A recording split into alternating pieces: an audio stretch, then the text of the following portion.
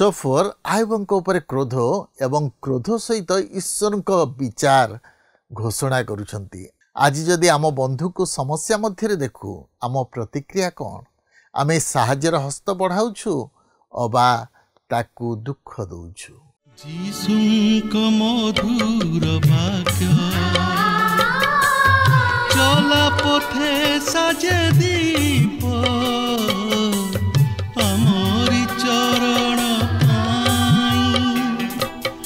अलिभ आलोक देई जीवनर प्रतिपदे जीवनर प्रतिपदे बढ़ाए से सत्य पथे पथ प्रदर्शिका से जे पथ प्रदर्शिका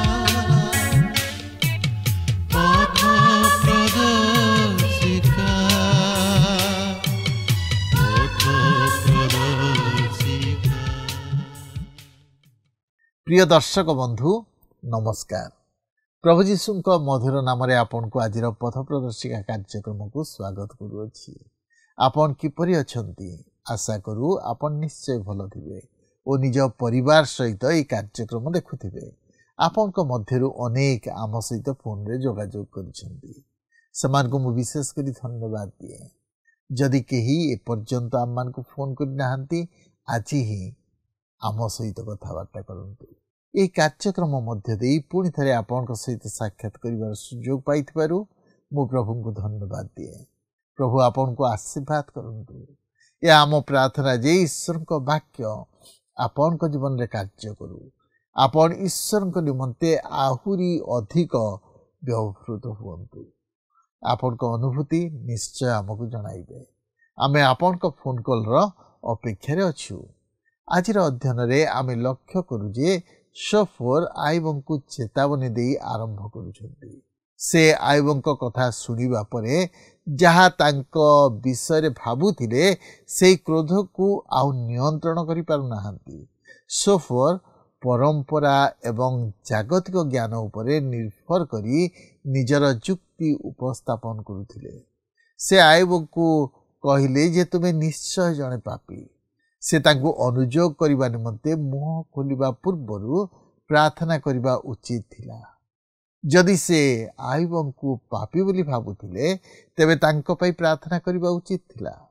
सोफर कहउथिले जे दुष्टंको आनंद क्षणस्थायी।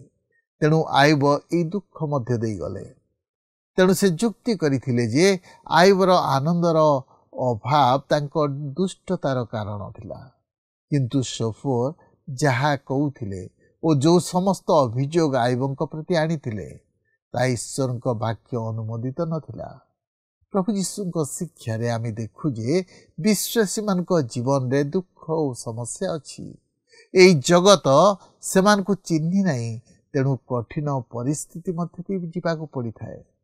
किंतु सोफर कहउछंती विश्वासी जीवन रे केबे दुख आसीबो नाही। सोफर जुक्ति करुथिले जे आयुब शीघ्र दरिद्रतारे मरी जिबे। एपरि विभिन्न नैराश्यजनक कथा तांको कहउछंती। सोफर केवल विचार करुछंती। अनेक समय आमे अन्यर विचार करिथाउ ताई सोफर करिथिबा देखु। तबे आसंतु ए संपर्क रे अधिक आलोचना करिबा पूर्वरु एक भक्तिमूलक गीत सुनिबा।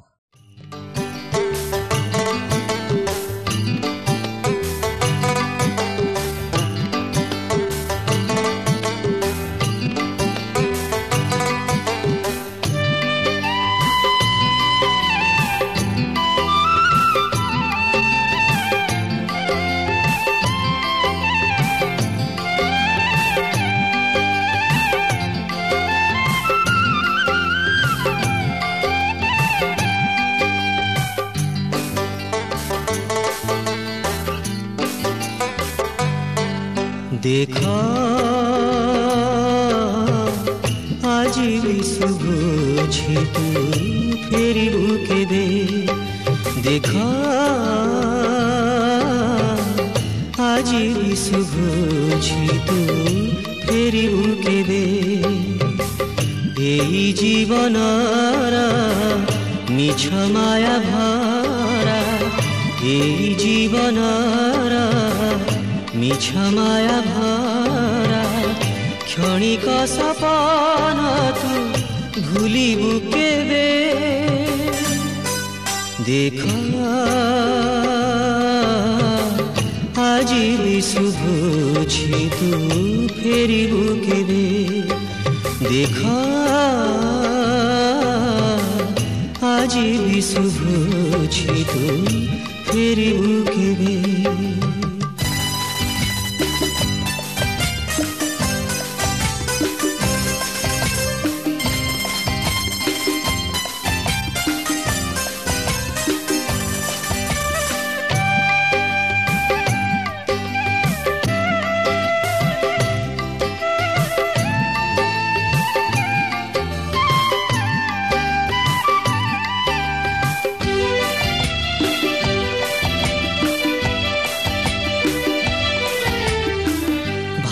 তু হি কালি অছি ফেরিবার পাই, আসে নিজা জীবনে তো কেবে সত হই।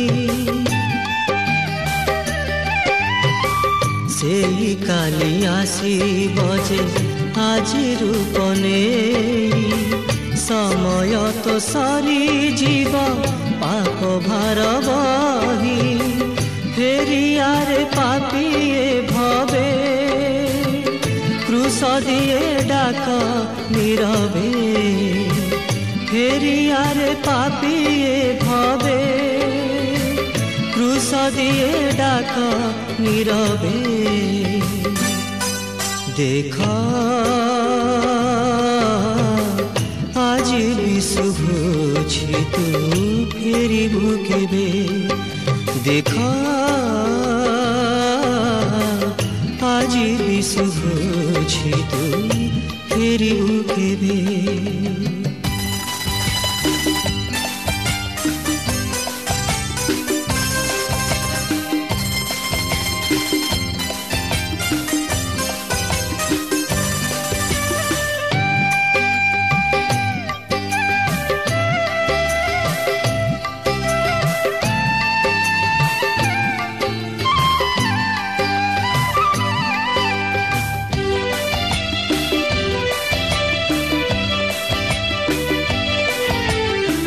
গৌরব সৌরভ কিছু তোর নাহি, পাপ ভার যদি তোর অপসরি নাহি। লেখি দেই জীবନରେ ত্রাণর গীতিকা। ଆଜି ଆମେ ଆଇବ ପୁସ୍ତକର 20 ଓ 21 ପର୍ବ ଦୁଇଟିକୁ ଅଧ୍ୟୟନ କରିବା ନିମନ୍ତେ ଯିବା। ଏହି ପର୍ବ ଦୁଇଟିର ମୁଖ୍ୟ ପ୍ରସଙ୍ଗ ହେଉଛି ଆଇବଙ୍କ ସହିତ ତାହାଙ୍କର ତୃତୀୟ ବନ୍ଧୁ ସୋଫରଙ୍କର ଦ୍ୱିତୀୟ ବାର କଥୋପକଥନ ଓ ଆଇବଙ୍କର ଷଷ୍ଠ ଉତ୍ତର।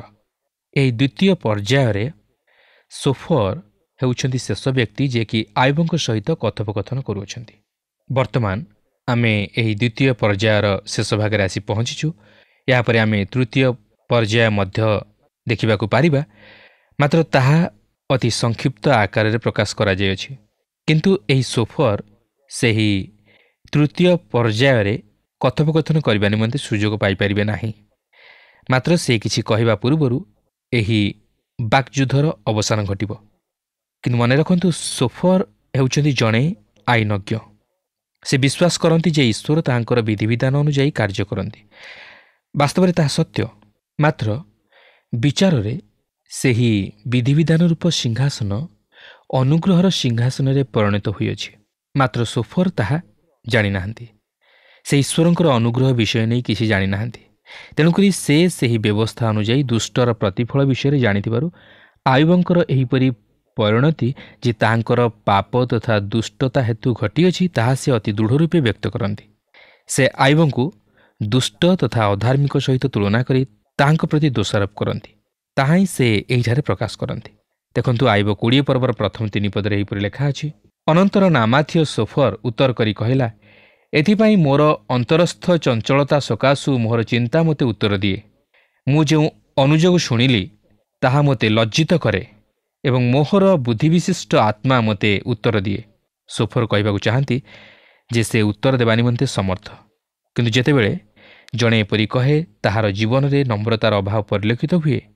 ବର୍ତ୍ତମାନ ଏହି ସୋଫର ଜଣେ ରାଜନୀତିଜ୍ଞ ବ୍ୟକ୍ତି ପରି କଥା କହନ୍ତି। ସେ ପୂର୍ବରୁ ଯେପରି ଯୁକ୍ତି ବାଢ଼ିଥିଲେ ବର୍ତ୍ତମାନ ମଧ୍ୟ ଠିକ୍ ସେହିପରି ଯୁକ୍ତି ବାଢ଼ିବାକୁ ଯାଉଅଛନ୍ତି। 20 ପର୍ବର 4 ଓ 5 ପଦରେ ଲେଖା ଅଛି, ତୁମେ କ'ଣ ଏହା ଜାଣ ନାହିଁ ଯେ ପୁରାତନ କାଳରୁ ପୃଥିବୀରେ ମନୁଷ୍ୟର ସ୍ଥାପନଠାରୁ ଦୁଷ୍ଟର ଜୟଧ୍ୱନି ଅଳ୍ପକାଳ ଓ ଅଧାର୍ମିକର ଆନନ୍ଦ କ୍ଷଣମାତ୍ର ସ୍ଥାୟୀ? ହଁ, ଏହା ସତ୍ୟ ଯେ ଦୁଷ୍ଟ ଓ ଅଧାର୍ମିକମାନଙ୍କର ଆନନ୍ଦ କ୍ଷଣକାଳ ସ୍ଥାୟୀ, କିନ୍ତୁ ଅନେକ ସମୟରେ ଆମେ ଲକ୍ଷ୍ୟ କରୁ ଯେ ଦୁଷ୍ଟ ଦୀର୍ଘ ଦିନ ଧରି ବଞ୍ଚି ରହେ। ମାତ୍ର ଏହା ସତ୍ୟ ଯେ ସେ ଶେଷରେ ଈଶ୍ୱରଙ୍କ ବିଚାରର ସମ୍ମୁଖୀନ ହୁଏ। ମାତ୍ର ଏହା ଆୟୁବଙ୍କର ପରିସ୍ଥିତି ପ୍ରତି ପ୍ରଯୁଜ୍ୟ ନଥିଲା। 6 ଓ 7 ପଦରେ ଲେଖା ଅଛି, ଯଦ୍ୟପି ତାହାର ମହତ୍ତ୍ୱ ଆକାଶ ପର୍ଯ୍ୟନ୍ତ ଉଠେ ଓ ତାହାର ମସ୍ତକ ମେଘ ସ୍ପର୍ଶ କରେ, ତଥାପି ସେ ଆପଣା ମଳତୁଲ୍ୟ ଅନନ୍ତକାଳ ନଷ୍ଟ ହେବ। ଯେଉଁମାନେ ତାହାକୁ ଦେଖିଥିଲେ ସେମାନେ କହିବେ, ସେ କାହିଁ? ଦୁଷ୍ଟ ବର୍ଦ୍ଧିଷ୍ଣୁ ହୋଇପାରେ ଓ ସମୃଦ୍ଧିଶାଳୀ ହୋଇପାରେ। ତାହାର ମହତ୍ତ୍ୱ ଆକାଶ ପର୍ଯ୍ୟନ୍ତ ଉଠିପାରେ ଓ ତାହାର ମସ୍ତକ ମେଘ ସ୍ପର୍ଶ କରେ, ମାତ୍ର ସେ ସ୍ଥାୟୀ ହୋଇ ରୁହେ ନାହିଁ। ତାହାର ବିନାଶ ଘଟେ। ଲୋକେ ତାହାକୁ ଆଉ ସ୍ମରଣରେ ଆଣନ୍ତି ନାହିଁ। ସେ କୁଆଡ଼େ ଗଲା ସେ ବିଷୟ ନେଇ କେହି ପଚାରନ୍ତି ମଧ୍ୟ ନାହିଁ। ଅନେକ ମଧ୍ୟ ଏପରି କହନ୍ତି, ସେ ମଲା, ଭଲ ହୋଇଛି। ଲୋକେ ତାକୁ ସମ୍ପୂର୍ଣ୍ଣ ପାଶୋରି ଯାଆନ୍ତି। ଏହିପରି ଭାବେ ଦୁଷ୍ଟର ବିନାଶ ଘଟେ। 8 ପଦରୁ 10 ପଦ ମଧ୍ୟରେ ଲେଖା ଅଛି, ସେ ସ୍ୱପ୍ନ ତୁଲ୍ୟ ଉଡ଼ିଯିବ, ଆଉ ଦେଖାଯିବ ନାହିଁ। ହଁ, ସେ ରାତ୍ରିକାଳୀନ ଦର୍ଶନ ତୁଲ୍ୟ ଦୂରୀକୃତ ହେବ। ଯେଉଁ ଚକ୍ଷୁ ତାହାକୁ ଦେଖିଲା ଆଉ ତାହାକୁ ଦେଖିବ ନାହିଁ, କିମ୍ବା ତାହାର ବାସସ୍ଥାନ ତାହାକୁ ଆଉ ଦେଖିବ ନାହିଁ। ତାହାର ସନ୍ତାନଗଣ ଦରିଦ୍ରମାନଙ୍କର ଅନୁଗ୍ରହ ଚେଷ୍ଟା କରିବେ ଓ ତାହାର ହସ୍ତ ତାହାର ସମ୍ପତ୍ତି ଫେରାଇ ଦେବ। ଅନ୍ୟ ଅର୍ଥରେ କହିବାକୁ ଗଲେ ସୋଫର ଆୟୁବଙ୍କୁ କେବଳ ଦୁଷ୍ଟ ବୋଲି କହନ୍ତି ନାହିଁ, ମାତ୍ର କପଟି ବୋଲି ମଧ୍ୟ କହନ୍ତି। ତାଙ୍କର ସମସ୍ତ କଥା ଦୁଷ୍ଟ ଲୋକର ପତନ ବିଷୟ ନେଇ ପ୍ରକାଶ କରେ। ସେ କହନ୍ତି, ଏପରି ଲୋକ ଏହି ଜଗତରେ ଖ୍ୟାତି ଅର୍ଜନ କରିପାରେ, ମାତ୍ର ଏହା ମଧ୍ୟ ପ୍ରକାଶ କରେ ଯେ ତାହାର ପତନ ତାହାଠାରୁ ଅଧିକ ଭୟଙ୍କର ହେବ। ଆଉ ସେ କହିବାକୁ ଚାହାନ୍ତି ଯେ ତାହା ହିଁ ଆୟୁବଙ୍କ ପ୍ରତି ଘଟିଅଛି। ହଁ ପ୍ରିୟ ବନ୍ଧୁ, ଏହି ଜଗତରେ ମନୁଷ୍ୟର କୌଣସି ସ୍ଥାୟିତ୍ୱ ନାହିଁ। ତା ଛଡ଼ା ଦୁଷ୍ଟର ମଧ୍ୟ ପରିଣାମ ଅତି ଭୟଙ୍କର। ମାତ୍ର ପ୍ରଭୁଙ୍କ ନାମର ଗୌରବ ହେଉ ଯେ ସେ ମଧ୍ୟ ମନୁଷ୍ୟ ନିମନ୍ତେ ସେହି ଅନନ୍ତ ଜୀବନ ପ୍ରଦାନ କରିଅଛନ୍ତି। ମନୁଷ୍ୟ ନିମନ୍ତେ ଏକ ମହାନ ଭରସା ଅଛି, ଆଉ ତାହା କେବଳ ସେହି ଖ୍ରୀଷ୍ଟଙ୍କ ମଧ୍ୟ ଦେଇ ମନୁଷ୍ୟ ପାଇପାରିବ। କାରଣ ଦୁଷ୍ଟର ମରଣରେ ତାଙ୍କର କିଛି ସନ୍ତୋଷ ନାହିଁ। କିନ୍ତୁ ସେ ଯାଉନା କାହିଁକି, ଏହି ସମସ୍ତ ବିଷୟ ଆୟୁବଙ୍କ ପରିସ୍ଥିତି ପ୍ରତି ପ୍ରଯୁଜ୍ୟ ନଥିଲା। 11ରୁ 21 ପଦ ମଧ୍ୟରେ ଆମେ ଦେଖୁଛୁ ଯେ ସେ କହନ୍ତି, ଏପରି ଲୋକ ସେହି ଇନ୍ଧନ ସ୍ୱରୂପ ଯାହାକି ଅଗ୍ନିରେ ନିର୍ବାପିତ ହୋଇଯାଏ। ସେ ଏକ ମନ୍ଦ ଦର୍ଶନ ପରି ଯାହାକି ଉଭେଇଯିବ। ତାହାର ଦୁଷ୍ଟତା ଖଣ୍ଡେ ମିଠା ସଦୃଶ ଯାହାକି ସେ ତାହାର ଜିହ୍ୱା ତଳେ ରଖେ, ମାତ୍ର ଏହା ତାହାରି ମଧ୍ୟରେ ପିତା ହୋଇଯାଏ। ଈଶ୍ୱର ତାହାର ସମସ୍ତ ସୌଭାଗ୍ୟକୁ ଦୁର୍ଭାଗ୍ୟରେ ପରିଣତ କରାଇବେ ଓ ତାହାର ଦୁଷ୍ଟତାର ପ୍ରତିଫଳ ତାହାକୁ ଭୋଗ କରାଇବେ। ଏହାପରେ 20 ପର୍ବର 23 ପଦରେ ଏହିପରି ଲେଖା ଅଛି, ସେ ଆପଣା ଉଦର ପୂର୍ଣ୍ଣ କରିବାକୁ ଉଦ୍ୟତ ହେବା ସମୟରେ ପରମେଶ୍ୱର ତାହା ଉପରେ ଆପଣା କୋପର ପ୍ରଚଣ୍ଡତା ନିକ୍ଷେପ କରିବେ ଓ ସେ ଭୋଜନ କରୁଥିବା ସମୟରେ ତାହା ଉପରେ ତାହା ବୃଷ୍ଟି କରିବେ। ଦେଖନ୍ତୁ, ଯଦିଓ ସେ ସମୃଦ୍ଧିଶାଳୀ ହୋଇ ତାହାର ଉଦରକୁ ଆହାରରେ ପୂର୍ଣ୍ଣ କରିବ, ମାତ୍ର ସେ ଦରିଦ୍ରତା ଭୋଗ କରିବ। ସବୁଠାରୁ ଖରାପ ବିଷୟ ହେଉଛି ଈଶ୍ୱର ତାହା ଉପରେ ଆପଣା କୋପର ପ୍ରଚଣ୍ଡତା ନିକ୍ଷେପ କରିବେ ଓ ସେ ଅଭିଶାପର ଅନଳ ଭକ୍ଷଣ କରିବ। 26ରୁ 28 ପଦ ମଧ୍ୟରେ ଏହିପରି ଲେଖା ଅଛି, ସମୁଦାୟ ଅନ୍ଧକାର ତାହାର ଧନ ରୂପେ ସଞ୍ଚିତ ହୁଏ। ମନୁଷ୍ୟର ଅଫୁଙ୍କା ଅଗ୍ନି ତାହାକୁ ଗ୍ରାସ କରିବ। ତାହା ତାହାର ତମ୍ବୁରେ ଅବଶିଷ୍ଟ ସକଳ ଭସ୍ମ କରିବ। ଆକାଶମଣ୍ଡଳ ତାହାର ଅଧର୍ମ ପ୍ରକାଶ କରିବ ଓ ପୃଥିବୀ ତାହାର ବିପକ୍ଷରେ ଉଠିବ। ତାହାର ଗୃହର ସମ୍ପତ୍ତି ଉଡ଼ିଯିବ। କ୍ରୋଧ ଦିନରେ ତାହାର ସର୍ବସ୍ୱ ବହିଯିବ। ପରମେଶ୍ୱରଙ୍କ ଠାରୁ ଦୁଷ୍ଟ ଲୋକର ଏହି ବାଣ୍ଟ ଓ ତାହା ପାଇଁ ଏହା ହିଁ ପରମେଶ୍ୱରଙ୍କ ନିରୂପିତ ଅଧିକାର। ଦେଖନ୍ତୁ, ଅଫୁଙ୍କା ଅଗ୍ନି ତାହାକୁ ଗ୍ରାସ କରିବ। ଅନ୍ୟ ଅର୍ଥରେ କହିବାକୁ ଗଲେ ସେ ନିଜେ ସେହି ପ୍ରଜ୍ୱଳିତ ଅଗ୍ନିରେ ପରିଣତ ହେବ ଓ ତାହାର ସମସ୍ତ ସମୃଦ୍ଧି ସେହି ଅଗ୍ନିରେ ହିଁ ଭସ୍ମ ହୋଇଯିବ। ତାହାର ଆଉ ଉଦ୍ଧାର ପାଇବାର ବାଟ ନଥିବ। ସୋଫର ଶେଷରେ ଏହିପରି କହି ତାହାଙ୍କର ବକ୍ତବ୍ୟ ସମାପ୍ତ କରନ୍ତି। ଦେଖନ୍ତୁ, 20 ପର୍ବର 29 ପଦରେ ଏହିପରି ଲେଖା ଅଛି, ପରମେଶ୍ୱରଙ୍କ ଠାରୁ ଦୁଷ୍ଟ ଲୋକର ଏହି ବାଣ୍ଟ ଓ ତାହା ପାଇଁ ଏହା ହିଁ ପରମେଶ୍ୱରଙ୍କ ନିରୂପିତ ଅଧିକାର। ସୋଫରଙ୍କର କହିବାର ପ୍ରକୃତ ଉଦ୍ଦେଶ୍ୟ ହେଉଛି ଯେ ସେହି ଦୁଷ୍ଟ ଲୋକ ହେଉଛନ୍ତି ଆୟୁବ। ମାତ୍ର ତାହା ଆୟୁବଙ୍କର ଏହିପରି ପରିସ୍ଥିତିରେ ଏକ ତିକ୍ତତାର ଔଷଧ ଥିଲା। ମାତ୍ର ଆୟୁବ ତାହାର ପ୍ରତ୍ୟୁତ୍ତର ଦେବା ନିମନ୍ତେ ମଧ୍ୟ ପ୍ରସ୍ତୁତ ଅଛନ୍ତି। ସେ ନିଜର ଆତ୍ମପକ୍ଷ ସମର୍ଥନ କରିବାକୁ ଯାଉଛନ୍ତି ଓ ସେ ତହିଁରେ ଅତି ଦୃଢ଼ତାର ସହିତ ପଦକ୍ଷେପ ନେଉଛନ୍ତି, ଯାହାକି ଆମେ 21 ପର୍ବରେ ଲକ୍ଷ୍ୟ କରିବାକୁ ଯିବା। ଆସନ୍ତୁ ବର୍ତ୍ତମାନ ଆମେ 21 ପର୍ବ ମଧ୍ୟକୁ ଯିବା। ଦେଖନ୍ତୁ, ଆୟୁବ ତାହାଙ୍କର ଏପରି ପରିସ୍ଥିତି ମଧ୍ୟରେ ମଧ୍ୟ ସୋଫରକୁ ଉତ୍ତର ଦେବା ନିମନ୍ତେ ପ୍ରସ୍ତୁତ ଅଛନ୍ତି। କିନ୍ତୁ ମୁଁ ଭାବୁଛି ଏହା ଆୟୁବଙ୍କ ପକ୍ଷେ ଭଲ ହୋଇଥାନ୍ତା ଯଦି ସେ ସୋଫରର ଏହିପରି ନୃଶଂସ ଦୋଷାରୋପର କଥା ଉପରେ କୌଣସି ଉତ୍ତର ଦେବା ନିମନ୍ତେ ଚେଷ୍ଟା କରିନଥାନ୍ତେ। ମାତ୍ର ସେ ପୁନର୍ବାର ନିଜର ଆତ୍ମପକ୍ଷ ସମର୍ଥନ କରିବାକୁ ଯାଉଅଛନ୍ତି। ଆୟୁବ ସେମାନଙ୍କୁ କହନ୍ତି ଯେ ସେ ସେମାନଙ୍କର ଏହିପରି ମିଥ୍ୟା ଦୋଷାରୋପ ନିମନ୍ତେ ବିଶେଷ ଦୁଃଖିତ ଓ ବ୍ୟତିବ୍ୟସ୍ତ। ସେ ତାହାଙ୍କର ଏହି ଘଟଣାକୁ ଏକ ଉଚ୍ଚତର ବିଚାରାଳୟରେ ଉପସ୍ଥାପିତ କରିଅଛନ୍ତି। ଦୁଷ୍ଟ ଯେ ତାହାର ପ୍ରତିଫଳ ଭୋଗ କରିବ, ଏଥିରେ ସେ ସେମାନଙ୍କ ସହିତ ଏକମତ। ମାତ୍ର ସେ ସେମାନଙ୍କୁ କହନ୍ତି ଯେ ଏହା ତାହାଙ୍କ ଜୀବନର ସମସ୍ୟା ପ୍ରତି ପ୍ରଯୁଜ୍ୟ ନୁହେଁ। ଦେଖନ୍ତୁ, 21 ପର୍ବର ପ୍ରଥମ 3 ପଦରେ ଏହିପରି ଲେଖା ଅଛି। ଏଥିରେ ଆୟୁବ ଉତ୍ତର କରି କହିଲା, ମନୋଯୋଗ କରି ମୋ କଥା ଶୁଣ ଓ ତାହା ତୁମମାନଙ୍କର ସାନ୍ତ୍ୱନା ହେଉ। ମୋତେ ଅନୁମତି ଦିଅ, ମୁଁ ମଧ୍ୟ କଥା କହିବି ଓ ମୁଁ କହିସାରିଲା ଉତ୍ତାରେ ଉପହାସ କରୁଥାଅ। ଆୟୁବ ତାହାଙ୍କର କଥା ଉପରେ ମନୋଯୋଗ କରିବା ନିମନ୍ତେ ସେମାନଙ୍କୁ କହନ୍ତି ଓ ଏକ ବ୍ୟଙ୍ଗ ଛଳରେ କହନ୍ତି ଯେ ସେ ସେମାନଙ୍କୁ ସାନ୍ତ୍ୱନା ଦେବାକୁ ଯାଉଅଛନ୍ତି। 21 ପର୍ବର 4 ପଦରେ ଲେଖା ଅଛି, ମୋ ଗୁହାରି କ'ଣ ମନୁଷ୍ୟ ନିକଟରେ? ତେବେ ମୁଁ କାହିଁକି ଅଧୈର୍ଯ୍ୟ ନୋହିବି? ଅନ୍ୟ ଅର୍ଥରେ କହିବାକୁ ଗଲେ ସେ ତାଙ୍କର ଗୁହାରି ମନୁଷ୍ୟ ନିକଟରେ କରିବାକୁ ଚାହାନ୍ତି ନାହିଁ, ମାତ୍ର ଈଶ୍ୱରଙ୍କ ନିକଟରେ। ଏହାପରେ 5 ପଦରେ ଲେଖା ଅଛି, ମୋତେ ନିରୀକ୍ଷଣ କରି ଚମତ୍କୃତ ହୁଅ ଓ ତୁମମାନଙ୍କ ମୁଖରେ ଆପଣା ଆପଣା ହାତ ଦିଅ। ଅନ୍ୟ ଅର୍ଥରେ କହିବାକୁ ଗଲେ ସେ ସେମାନଙ୍କୁ ଚୁପ୍ ରହିବାକୁ କହନ୍ତି ଓ ତାହାଙ୍କର ପରିସ୍ଥିତି ପ୍ରତି ଲକ୍ଷ୍ୟ କରି ତହିଁର ବାସ୍ତବ ଅଭିମତକୁ ବୁଝି ଚମତ୍କୃତ ହେବା ନିମନ୍ତେ କହନ୍ତି। 7ରୁ 10 ପଦ ମଧ୍ୟରେ ଏହିପରି ଲେଖା ଅଛି, ଦୁଷ୍ଟମାନେ କାହିଁକି ଜୀବିତ ଥାଆନ୍ତି, ବୃଦ୍ଧ ହୁଅନ୍ତି ଓ ପରାକ୍ରମରେ ବର୍ଦ୍ଧିଷ୍ଣୁ ହୁଅନ୍ତି? ସେମାନଙ୍କ ବଂଶ ସେମାନଙ୍କ ସଙ୍ଗେ ସେମାନଙ୍କ ସାକ୍ଷାତରେ ଓ ସେମାନଙ୍କ ସନ୍ତାନ ସନ୍ତତି ସେମାନଙ୍କ ଦୃଷ୍ଟିଗୋଚରରେ ସ୍ଥିରୀକୃତ ହୁଅନ୍ତି। ସେମାନଙ୍କ ଗୃହ ଭୟରୁ ରକ୍ଷିତ ଥାଏ, କିମ୍ବା ସେମାନଙ୍କ ଉପରେ ପରମେଶ୍ୱରଙ୍କର ଯଷ୍ଟି ନଥାଏ। ସେମାନଙ୍କ ବୃଷ ସଙ୍ଗମ କରି ନିଷ୍ଫଳ ହୁଏ ନାହିଁ। ସେମାନଙ୍କର ଗାଭୀ ପ୍ରସବ କରେ ଓ ଗର୍ଭପାତ କରେ ନାହିଁ। ଆୟୁବ ବର୍ତ୍ତମାନ ସେମାନଙ୍କର ଯୁକ୍ତିକୁ ନେଇ ସେମାନଙ୍କୁ ଭୁଲ ଦେବାକୁ ଯାଉଅଛନ୍ତି। ସେମାନଙ୍କର ଯୁକ୍ତିକୁ ତ୍ରୁଟିପୂର୍ଣ୍ଣ ବୋଲି ସାବ୍ୟସ୍ତ କରିବାକୁ ଯାଉଅଛନ୍ତି, କାରଣ ସେମାନେ ଦୁଷ୍ଟର ଅପରାଧ ବିଷୟ ନେଇ, ଦୁଷ୍ଟର ଦଣ୍ଡ ବିଷୟ ନେଇ ଆୟୁବଙ୍କୁ କହୁଥିଲେ ଯେ ଦୁଷ୍ଟର କେବଳ ବିନାଶ ଘଟେ। ମାତ୍ର ଆୟୁବ ଏଠାରେ କହିବାକୁ ଚାହାନ୍ତି ଯେ ଦୁଷ୍ଟ ଏହି ଜୀବନରେ ସଦାସର୍ବଦା ଦୁଃଖ ବା କ୍ଲେଶ ଭୋଗ କରେ ନାହିଁ। ପ୍ରକୃତିରେ ସେ ସମୃଦ୍ଧିଶାଳୀ ହୁଏ, ସେ ବର୍ଦ୍ଧିଷ୍ଣୁ ହୁଏ, ସେ ବହୁତ ଖ୍ୟାତି ଲାଭ କରେ। ସେମାନେ ସଦାସର୍ବଦା ଦଣ୍ଡ ପାଆନ୍ତି ନାହିଁ। ବେଳେବେଳେ ସେମାନେ ଦୀର୍ଘଜୀବୀ ହୁଅନ୍ତି। ସେମାନଙ୍କର ଧନ ସମ୍ପଦ ସ୍ଥିର ଥାଏ ଓ ସେମାନଙ୍କର ସନ୍ତାନମାନେ ମଧ୍ୟ ସେହିସବୁ ଉପଭୋଗ କରିବା ନିମନ୍ତେ ସୁଯୋଗ ପାଇଥାନ୍ତି। ଆୟୁବ ଏଠାରେ ତାଙ୍କର ବନ୍ଧୁମାନଙ୍କୁ କହିବାକୁ ଚାହାନ୍ତି ଯେ ତୁମେମାନେ ଭାବ ନାହିଁ ଯେ ଦୁଷ୍ଟ ପ୍ରତି ସଦାସର୍ବଦା ଦୁଃଖ ଓ କ୍ଲେଶ ଘଟେ। ସେ ମଧ୍ୟ ସବୁକିଛି ସୁଖ ସୁବିଧା ଉପଭୋଗ କରେ। ସେ ଏହି ଜଗତରେ ବେଳକୁ ବେଳ ଧନ ସମ୍ପତ୍ତି ଓ ପ୍ରାଚୁର୍ଯ୍ୟତାରେ ବଢ଼ି ଚାଲେ, ମାତ୍ର ତାହାର ସମୃଦ୍ଧି ତାହାର ବିନାଶ ନିମନ୍ତେ। ମାତ୍ର ଧାର୍ମିକର କ୍ଲେଶ ତାହାର ମଙ୍ଗଳ ନିମନ୍ତେ ଓ ଈଶ୍ୱରଙ୍କର ଗୌରବ ପ୍ରକାଶିତ ହେବା ନିମନ୍ତେ। 11ରୁ 13 ପଦ ମଧ୍ୟରେ ଏହିପରି ଲେଖା ଅଛି, ସେମାନେ ଆପଣା ଆପଣା ବାଳକଗଣକୁ ପଲ ପରି ବାହାରେ ପଠାନ୍ତି ଓ ସେମାନଙ୍କ ସନ୍ତାନଗଣ ନୃତ୍ୟ କରନ୍ତି। ସେମାନେ ତବଲା ଓ ବୀଣା ବଜାଇ ଗାନ କରନ୍ତି ଓ ବଂଶୀଧ୍ୱନିରେ ଆନନ୍ଦ କରନ୍ତି।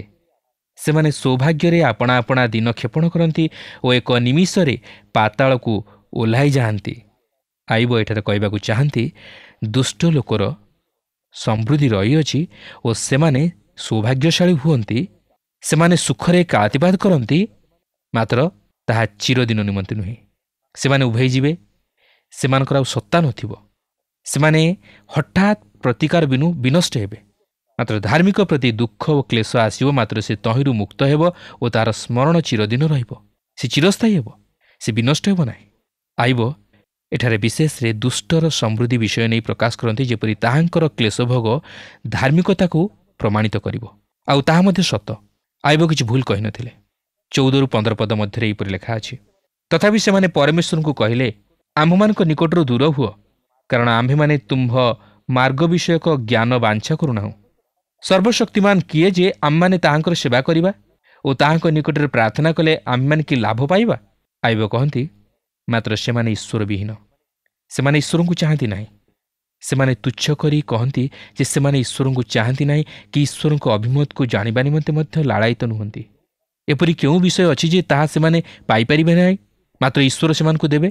ଆଇବ ଏଠାରେ ଦୁଷ୍ଟର ମନୋଭାବକୁ ପ୍ରକାଶ କରନ୍ତି। 16 ପଦରେ ଲେଖା ଅଛି, ଦେଖ ସେମାନଙ୍କର ସୌଭାଗ୍ୟ ସେମାନଙ୍କ ହସ୍ତରେ ନାହିଁ, ଦୁଷ୍ଟମାନଙ୍କ ମନ୍ତ୍ରଣା ମୋ ଠାରୁ ଦୂରରେ ଥାଏ। ଆଇବ ଏଠାରେ କହିବାକୁ ଚାହାନ୍ତି ଯେ ମୁଁ ସେହି ଶ୍ରେଣୀର ଲୋକମାନଙ୍କ ମଧ୍ୟରୁ ଜଣେ ନୁହେଁ, ମୁଁ ଦୁଷ୍ଟମାନଙ୍କ ମଧ୍ୟରୁ ଜଣେ ନୁହେଁ।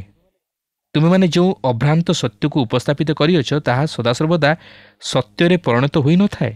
ଏହା ବ୍ୟତୀତ ଯଦିବା ଏହା ସତ୍ୟ ହୋଇଥାଏ, ଏହା ମୋ ଜୀବନ ପ୍ରତି ପ୍ରଯୁଜ୍ୟ ନୁହେଁ। 17 ପଦରେ ଲେଖା ଅଛି, କେତେଥର ଦୁଷ୍ଟମାନଙ୍କର ପ୍ରଦୀପ ନିଭାଯାଏ, ସେମାନଙ୍କ ବିପଦ ସେମାନଙ୍କ ଉପରେ ପଡ଼େ ଓ ପରମେଶ୍ୱର ଆପଣା କ୍ରୋଧରେ କ୍ଲେଶ ବିତରଣ କରନ୍ତି। ବାସ୍ତବରେ ଏହା ଏକ ପ୍ରଶ୍ନବାଚୀ। ଏହାର ସଠିକ୍ ଉତ୍ତର କେହି ଦେଇପାରିବେ ନାହିଁ। ମାତ୍ର ଆଇବ ଏହିପରି ପ୍ରଶ୍ନ କରିବା ମଧ୍ୟରେ ବୋଧହୁଏ ସେ କହିବାକୁ ଚାହାନ୍ତି ଯେ ଅଧିକାଂଶ ଲୋକମାନେ ଯେଉଁପରି ସମସ୍ୟା ମଧ୍ୟ ଦେଇ ଗତି କରନ୍ତି, ଦୁଷ୍ଟମାନେ ସେତେଦୂର ସମସ୍ୟା ମଧ୍ୟ ଦେଇ ଗତି କରନ୍ତି ନାହିଁ। ଆପଣ ଜାଣି ରଖନ୍ତୁ, ପବିତ୍ର ବାଇବଲ ମଧ୍ୟ କହେ, ଧାର୍ମିକ ପ୍ରତି ବିପଦ ଅନେକ, ମାତ୍ର ସେ ସବୁରୁ ସଦାପ୍ରଭୁ ତାହାକୁ ଉଦ୍ଧାର କରନ୍ତି।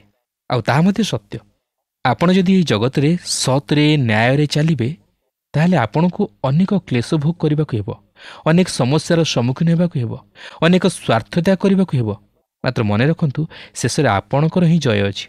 ହଁ, ଏହା ମନୁଷ୍ୟ ଦୃଷ୍ଟିରେ ନ ହୋଇପାରେ, ମାତ୍ର ଈଶ୍ୱରଙ୍କ ଦୃଷ୍ଟିରେ, ଆଉ ତାହା ହିଁ ସବୁଠାରୁ ଶ୍ରେଷ୍ଠ ବିଷୟ। 18ରୁ 20 ପଦ ମଧ୍ୟରେ ଏହିପରି ଲେଖା ଅଛି, ସେମାନେ ବାୟୁ ଆଗରେ କୁଟା ପରି ଓ ବତାସରେ ଉଡ଼ନ୍ତା ତୁଷ ପରି ହୁଅନ୍ତି। ତୁମେମାନେ କହୁଅଛ, ପରମେଶ୍ୱର ତାହାର ସନ୍ତାନଗଣ ନିମନ୍ତେ ତାହାର ଅଧର୍ମ ସଞ୍ଚୟ କରନ୍ତି। ସେ ତାହାକୁ ଏଇ ପ୍ରତିଫଳ ଦେଉନ୍ତୁ, ତହିଁରେ ସେ ତାହା ଜାଣିବ। ତାହାର ନିଜ ଚକ୍ଷୁ ତାହାର ବିନାଶ ଦେଖୁ ଓ ସେ ସର୍ବଶକ୍ତିମାନଙ୍କ କ୍ରୋଧ ପାନ କରୁ। ସେ ଚାହୁଁନା କାହିଁକି? ମୃତ୍ୟୁ କୌଣସି ମନୁଷ୍ୟକୁ ଦେଖେ ନାହିଁ। ମୃତ୍ୟୁ ଦୁଷ୍ଟର ଦ୍ୱାରରେ ମଧ୍ୟ ଆଘାତ କରେ, ଧାର୍ମିକର ଦ୍ୱାରରେ ମଧ୍ୟ ଆଘାତ କରେ। ସମୟ ଆସିବ ସେ ସର୍ବଶକ୍ତିମାନଙ୍କ କ୍ରୋଧ ପାନ କରିବ। ତେଣୁ ଆଇବ ତାହାଙ୍କର ବନ୍ଧୁମାନଙ୍କୁ ଦେଖାଇ ଦିଅନ୍ତି ଯେ ଯଦିଓ ସେମାନଙ୍କର ସେହି ହିତୋପଦେଶ ସଦାସର୍ବଦା ସତ୍ୟ ହୁଏ ନାହିଁ, ମାତ୍ର ଏହାର ଅର୍ଥ ନୁହେଁ ଯେ ଈଶ୍ୱର ସେମାନଙ୍କର ବିଚାର କରିବେ ନାହିଁ। ସେମାନେ ଦିନେ ନା ଦିନେ ଈଶ୍ୱରଙ୍କ କ୍ରୋଧ ରୂପ ବିଚାରର ସମ୍ମୁଖୀନ ହେବେ ଓ ସେମାନେ ବିନଷ୍ଟ ହେବେ। ସେମାନଙ୍କର ଆଉ ଉତ୍ଥାନ ହେବ ନାହିଁ। ଆଇବ ବିଶ୍ୱାସ କରନ୍ତି ଯେ ଈଶ୍ୱର ଦିନେ ଦୁଷ୍ଟମାନଙ୍କର ବିଚାର କରିବେ, ତହିଁରେ କୌଣସି ସନ୍ଦେହ ନାହିଁ। ଏହାପରେ 29 ଓ 30 ପଦରେ ଏହିପରି ଲେଖା ଅଛି, ତୁମେମାନେ କ'ଣ ପଥିକମାନଙ୍କୁ ପଚାରି ନାହଁ ଓ ତୁମେମାନେ କ'ଣ ସେମାନଙ୍କ ଲକ୍ଷଣ ଜାଣ ନାହିଁ ଯେ ଦୁଷ୍ଟ ଲୋକ ବିପଦର ଦିନ ପର୍ଯ୍ୟନ୍ତ ରକ୍ଷିତ ଓ ସେମାନେ କୋପର ଦିନ ପର୍ଯ୍ୟନ୍ତ ଘେନାଯାଆନ୍ତି? ଦୁଷ୍ଟମାନଙ୍କ ବିଚାର ସେ ପର୍ଯ୍ୟନ୍ତ ଘଟିବ ନାହିଁ ଯେପର୍ଯ୍ୟନ୍ତ ସେହି ବୃହତ୍ ଶ୍ୱେତ ସିଂହାସନର ବିଚାର ଘଟି ନାହିଁ। ମାତ୍ର ବିଚାର ଘଟଣା କ୍ରମେ ଆସିବ। ଈଶ୍ୱର ଯଦି ତାହା ସାଧନ କରିବାକୁ ଚାହାନ୍ତି, ତାହେଲେ ସେ ଦୁଷ୍ଟମାନଙ୍କୁ ଏହି ଜଗତରେ ଛାଡ଼ି ଦେଇପାରନ୍ତି। ଆପଣ ଦେଖନ୍ତୁ, ଈଶ୍ୱର ଅନୁଗ୍ରହକାରୀ, ଈଶ୍ୱର ଦୀର୍ଘ ସହିଷ୍ଣୁ, ମାତ୍ର ସେ ଚିର ସହିଷ୍ଣୁ ନୁହନ୍ତି। ମାତ୍ର ଈଶ୍ୱରଙ୍କର ସେହି ଅନୁଗ୍ରହ ବା ଦୀର୍ଘ ସହିଷ୍ଣୁତା ବା ଦୟା ଆମମାନଙ୍କୁ ମନ ପରିବର୍ତ୍ତନ ଆଡ଼କୁ କଢ଼ାଇ ନେବା ଉଚିତ। ମାତ୍ର ଆମେ ଯଦି ଶକ୍ତଗ୍ରୀବ ହୋଇ ନିଜର ସ୍ୱେଚ୍ଛାଚାରିତାରେ ଜୀବନଯାପନ କରୁ ଓ ତାହାଙ୍କର ମଙ୍ଗଳଦାନକୁ ସ୍ମରଣ ନ କରୁ, ମାତ୍ର ଦୁଷ୍ଟମାନଙ୍କର ସୁଖ ସମୃଦ୍ଧିକୁ ଲକ୍ଷ୍ୟ କରି ସେମାନଙ୍କର ପଦାଙ୍କ ଅନୁସରଣ କରୁ, ତାହେଲେ ଆମେ ବିନଷ୍ଟ ହେବା। କାରଣ ଦୁଷ୍ଟ ସେହି ବିନାଶର ନିମନ୍ତେ ରକ୍ଷିତ ହୋଇଅଛି। ତେଣୁକରି ସେହି ଜଗତରେ ଅନେକ ପ୍ରକାର ସୁଖ ସମ୍ଭୋଗ ଉପଭୋଗ କରେ, ଆଉ ତାହା ନିମନ୍ତେ ସେହି ଅନନ୍ତ ରାଜ୍ୟରେ କୌଣସି ସୁଖ ସମ୍ଭୋଗ ନାହିଁ। ଏହା ହିଁ ଥିଲା ସୋଫର ପ୍ରତି ଆଇବଙ୍କର ପ୍ରତ୍ୟୁତ୍ତର। ଏହା ଅତି ଉତ୍ତମ ପ୍ରତ୍ୟୁତ୍ତର। ମାତ୍ର ଆମେ ଦେଖୁ ଯେ ଆଇବ ତଥାପି ନିଜର ଆତ୍ମପକ୍ଷ ସମର୍ଥନ କରି ନିଜକୁ ଧାର୍ମିକ ବୋଲି ବିଚାର କରୁଅଛନ୍ତି। ଆଇବଙ୍କର ଏହି ଉତ୍ତରରେ ମନ ପରିବର୍ତ୍ତନର ଚିନ୍ତାଧାରା ପରିଲକ୍ଷିତ ହୁଏ ନାହିଁ। ହଁ, ଏହିପରି ଆତ୍ମଧାର୍ମିକତାର ଚିନ୍ତାଧାରା କ'ଣ ଆମମାନଙ୍କ ଜୀବନରେ ପରିଲକ୍ଷିତ ହୁଏ ନାହିଁ କି? କିନ୍ତୁ ଆମେ ଆଇବଙ୍କ ପରି ମଧ୍ୟ ଧାର୍ମିକ ନୋହୁଁ। ତାହେଲେ ଆମମାନଙ୍କର ଆଜି କର୍ତ୍ତବ୍ୟ କ'ଣ? ଆମମାନଙ୍କର କର୍ତ୍ତବ୍ୟ ହେଉଛି ଯେ ଆମମାନେ ନିଜର ଜୀବନକୁ ସମୀକ୍ଷା କରିବା। ଅନ୍ୟମାନଙ୍କର କ୍ଲେଶକୁ ଦେଖି, ଅନ୍ୟମାନଙ୍କର ସମସ୍ୟାକୁ ଦେଖି ଆମେ ପ୍ରଥମେ ନିଜର ଜୀବନକୁ ଦେଖିବା, ନିଜର ସମସ୍ୟାକୁ ଦେଖିବା, ନିଜର ଜୀବନକୁ ଆମେ ସମୀକ୍ଷା କରିବା ଯେ ବାସ୍ତବରେ ମୋର ଜୀବନ ଆଜି ଈଶ୍ୱରଙ୍କ ସହିତ କି ପ୍ରକାର ରହିଅଛି। ମୋର ଜୀବନ କ'ଣ ଆଜି ଈଶ୍ୱରଙ୍କ ସହିତ ସଂଯୁକ୍ତ କି? ମୁଁ ଯଦି ଆଜି କ୍ଲେଶ ଭୋଗ କରୁଅଛି ମୋର ଦୁଷ୍ଟତା ଲାଗି ନା ମୋର ଉତ୍ତମତା ଲାଗି? ଆଜି ଅନେକ ବିଶ୍ୱାସୀମାନେ ସେମାନେ ଜାଣନ୍ତି ନାହିଁ ଯେ ସେମାନେ କ୍ଲେଶ ବା ସମସ୍ୟା କ'ଣ ପାଇଁ ଭୋଗ କରୁଅଛନ୍ତି। ଯେହେତୁ ସେମାନଙ୍କର ଜୀବନ ଈଶ୍ୱରଙ୍କ ସହିତ ସେ ପ୍ରକାର ସଂଯୁକ୍ତ ନାହିଁ, ତେଣୁକରି ସେମାନେ ସନ୍ଦେହରେ ପଡ଼ିଯାଆନ୍ତି ଯେ ସେମାନଙ୍କର କ୍ଲେଶ ଭୋଗ ସେମାନଙ୍କର ଦୁଷ୍ଟତା ଲାଗି ବା ସେମାନଙ୍କର ଧାର୍ମିକତା ଲାଗି। ତେଣୁକରି ପ୍ରିୟ ଭାଇ ଓ ଭଉଣୀମାନେ, ଈଶ୍ୱରଙ୍କ ବାକ୍ୟ ଆଜି ଆମମାନଙ୍କୁ ଚେତନା ଦିଏ ଯେ ଆମେ ପ୍ରତି ଅବସ୍ଥାରେ ପ୍ରତି ସମୟରେ ଈଶ୍ୱରଙ୍କର ବାକ୍ୟ ମଧ୍ୟ ଦେଇ ନିଜର ଜୀବନକୁ ସମୀକ୍ଷା କରିବା, ନିଜ ନିଜକୁ ପ୍ରଶ୍ନ କରିବା ଯେ ଈଶ୍ୱରଙ୍କର ଏହି ବାକ୍ୟ ଅନୁଯାୟୀ ମୋ ଜୀବନ କ'ଣ ଈଶ୍ୱରଙ୍କ ସହିତରେ ଅଛି କି? ମୁଁ କ'ଣ ଆଜି ଏହି ବାକ୍ୟ ଅନୁଯାୟୀ ନିଜର ଜୀବନକୁ ସଜାଡ଼ି ପାରିଛି କି? ନିଜର ଜୀବନକୁ ସଂଶୋଧିତ କରିପାରିଛି କି? ମୋ ଜୀବନରେ କ'ଣ କିଛି ଉତ୍ତମତା ରହିଛି କି? ଏହା ଅର୍ଥ ନୁହେଁ ଯେ ଆମେ ଈଶ୍ୱରଙ୍କ ନିକଟରେ ନିଜକୁ ଧାର୍ମିକ ବୋଲି ଗଣିତ କରିବା, ତାହା ନୁହେଁ, ଯେହେତୁ ଆମମାନେ ଦୁର୍ବଳ ମନୁଷ୍ୟ। ମାତ୍ର ତଥାପି ଈଶ୍ୱରଙ୍କ ବାକ୍ୟ କ୍ଷଣ କ୍ଷଣକେ ଆମମାନଙ୍କ ଦୁର୍ବଳତା ବିଷୟରେ ଆମମାନଙ୍କୁ ସଚେତ କରାଇଦିଏ। ପ୍ରଭୁ ଆମ ପ୍ରତ୍ୟେକଙ୍କୁ ଆଶୀର୍ବାଦ କରନ୍ତୁ। ଆଶା କରୁ ଆଜିର କାର୍ଯ୍ୟକ୍ରମ ଆପଣଙ୍କୁ ନିଶ୍ଚୟ ଭଲ ଲାଗିଥିବ ଓ ଆପଣ ଆତ୍ମିକ ଜୀବନରେ ଉପକୃତ ହୋଇଥିବେ। ଆଜି ଆମେ ଲକ୍ଷ୍ୟ କଲୁ ଯେ ସୋଫରଙ୍କ ଦୃଷ୍ଟିରେ ଯାହା ଭଲ ଲାଗିଲା ତାହା ସେ ଆଇବଙ୍କୁ କହିଲେ। ତାଙ୍କର ନିଷ୍ଠୁର କଥାବାର୍ତ୍ତା, ଅଭିଯୋଗ ବାଇବେଲ ସମ୍ମତ ନଥିଲା। ସୋଫର ଅଭିଯୋଗ କରିଥିଲେ ଯେ ଆଇବଙ୍କ ନୈତିକ ଲାଭ ତାଙ୍କ ଦୁଃଖର କାରଣ ହୋଇଛି, କିନ୍ତୁ ଏ ଅଭିଯୋଗ ଗୁଡ଼ିକ ସମ୍ପୂର୍ଣ୍ଣ ମିଥ୍ୟା ଥିଲା। ସୋଫର ମଧ୍ୟ ଆଇବଙ୍କର ଧନ ଓ ସମସ୍ତ କ୍ଷତିକୁ ତାଙ୍କ ବିରୁଦ୍ଧରେ ପରମେଶ୍ୱରଙ୍କ କ୍ରୋଧ ବୋଲି କହୁଛନ୍ତି। ସୋଫର ଆଇବଙ୍କୁ ଦୟା ଦେଖାଇବା ଆବଶ୍ୟକ ଥିଲା, ସାନ୍ତ୍ୱନାମୂଳକ ବାକ୍ୟ କହିବା ଆବଶ୍ୟକତା ଥିଲା। ଆଇବ ଅଭାବ ସମୟରେ ତାଙ୍କୁ ସାହାଯ୍ୟ କରିବା ଉଚିତ ଥିଲା। ଶେଷରେ ସୋଫର ଆଇବଙ୍କ ଉପରେ କ୍ରୋଧ ସହିତ ଈଶ୍ୱରଙ୍କ ବିଚାର ଘୋଷଣା କରୁଛନ୍ତି। ଆଜି ଯଦି ଆମ ବନ୍ଧୁଙ୍କୁ ସମସ୍ୟାରେ ଦେଖୁ, ଆମ ପ୍ରତିକ୍ରିୟା କ'ଣ? ଆମେ କ'ଣ ସାହାଯ୍ୟର ହସ୍ତ ବଢ଼ାଉଛୁ କି? ଆମ ଉପସ୍ଥିତି କ'ଣ ତାଙ୍କୁ ସାନ୍ତ୍ୱନା ଦିଏ କି? ଆଜି ତ ଆମ ସମୟ ଶେଷ ହେଲାଣି। ପରବର୍ତ୍ତୀ କାର୍ଯ୍ୟକ୍ରମରେ ପୁଣି ଆପଣଙ୍କ ସହିତ ସାକ୍ଷାତ ହେବ। ଆପଣଙ୍କ ଠାରୁ ବିଦାୟ ନେବା ପୂର୍ବରୁ ଆସନ୍ତୁ ପ୍ରାର୍ଥନା କରିବା। ଦୟାଳୁ ସ୍ୱର୍ଗସ୍ଥ ପିତା, ଆମେ ତୁମର ଧନ୍ୟବାଦ କରୁଅଛୁ। ତୁମ ଦୟା, ତୁମ ପ୍ରେମ ଅସୀମ। ପ୍ରଭୁ, ଆମମାନେ ଯେପରି ପ୍ରଭୁ ଅନ୍ୟମାନଙ୍କ ପ୍ରତି ଦୟାଳୁ ହେବୁ, ସେଇ ଅନୁଗ୍ରହ ତୁମେ ଆମମାନଙ୍କୁ ଦାନ କର।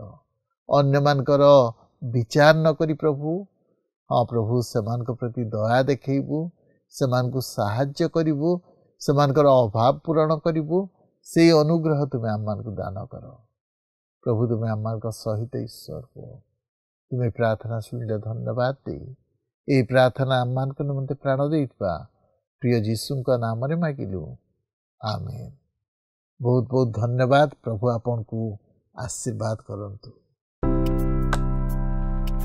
ଗତ ପ୍ରଶ୍ନର ଉତ୍ତରଟି ହେଉଛି ଡି ବିଲଦଦ। ଆଜିର ପ୍ରଶ୍ନଟି ହେଉଛି କିଏ ଜଣେ ରାଜନୈତିକ ବ୍ୟକ୍ତି ପରି କଥା କହନ୍ତି?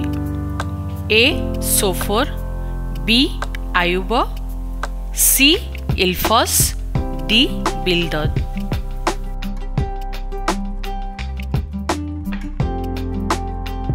এই প্রশ্নর উত্তর আসন্তাকালি সন্ধ্যা 6টা মধ্যে option A, B, C, D মধ্যরু সঠিক উত্তর বাছি আপনার নাম ও সম্পূর্ণ ঠিকনা সহিত 9777221415 ফোন নম্বরে SMS কিংবা WhatsApp দ্বারা জଣାইବାକୁ অনুরোধ। जदि आपको आम कार्यक्रम भल लगुच तेबे 0444908126 रे मिस्ड कॉल दे विजय होई परिबे। गत सप्ताहर विजय दर्शक बंधु हेले बालेश्वर जूली राउत और परिवार।